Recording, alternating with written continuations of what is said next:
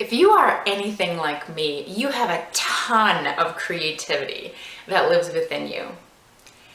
And you have an incredible ability to discern, to talk within yourself about whether or not something is worth doing or not, whether it's a good idea or a bad idea.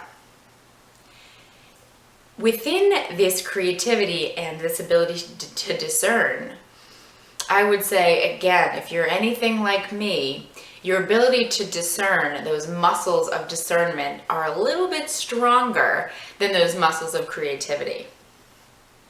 And in my experience, and what I'm learning more and more, is that it's important to have equal strength in our ability to discern and to have our creative urges and to trust them. This is Jacqueline Foster here of Feeling Good TV, and today I want to share a story with you about my own experience with creativity versus discernment and encourage you to use this and to go and to do your own experiments with creativity versus discernment.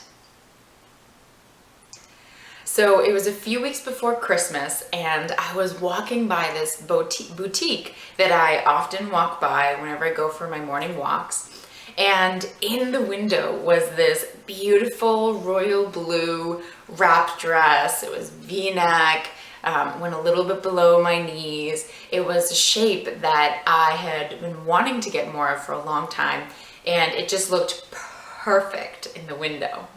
So I told myself, you've got to go in and try that dress. Now it was closed at the moment, so I couldn't go just then.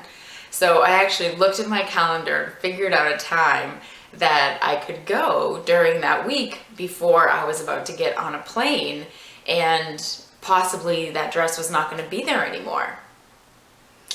Now, what's really interesting is I felt so much energy behind that. It felt really kind of new and exciting to try on this dress and to go into this boutique. It had a quality of so much newness to me and a way of doing things so different. So when I'm driving, I had picked my day, I was driving to the boutique, and there were those voices of discernment that came in really quite quickly. And they started to say to me things like, "Oh, you don't shop in boutiques because they're expensive, and you don't really need any clothes. Most of the clothes that you wear, they're not dresses anyway. You don't need dresses." All of these voices came in trying to give me a practical, logical reason to just go home and to not walk into that boutique, okay? And what I had to do was take a moment and really say, okay, I have these reasons, this discernment sitting here, and I also have this creative urge that really came on strong, and I had this idea in my mind all week. Which one am I going to go with? And I decided to walk into the boutique. I figured I reminded myself that I had nothing to lose, that in walking into this place, I was still going to be safe. I wasn't in danger in terms of my health, which made it easier for me to say, okay, come on, we can do this.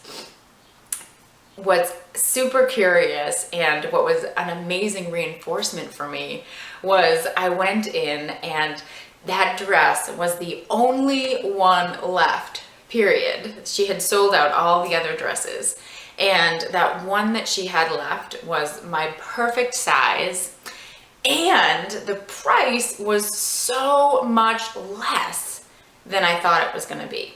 I had in my mind what appeared to me to be an astronomical price that it could be because it had some gold embroidery. I thought, oh, it's definitely going to be more expensive. And it was not.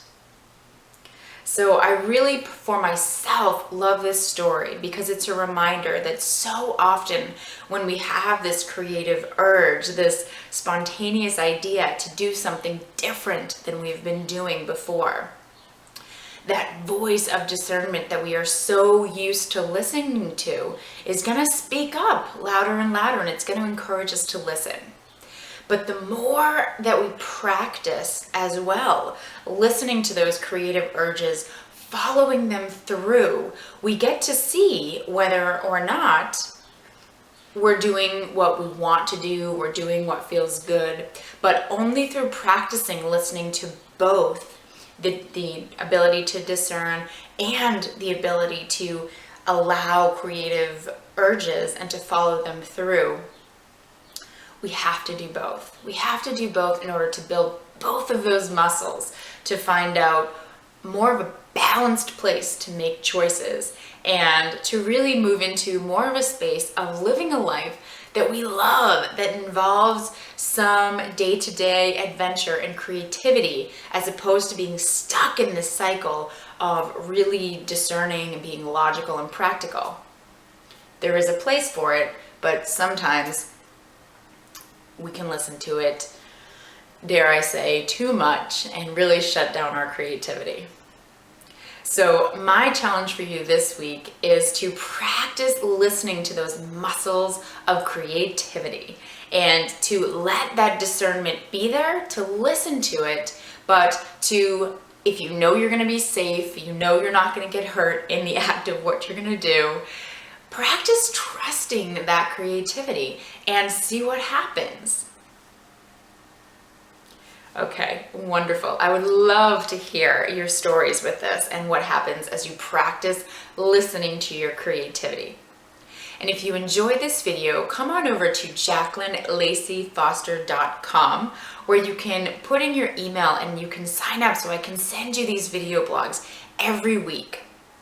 You can also find more at hertube.tv. Wishing you an amazing day full of creativity and looking forward to sharing more next time. Thanks so much.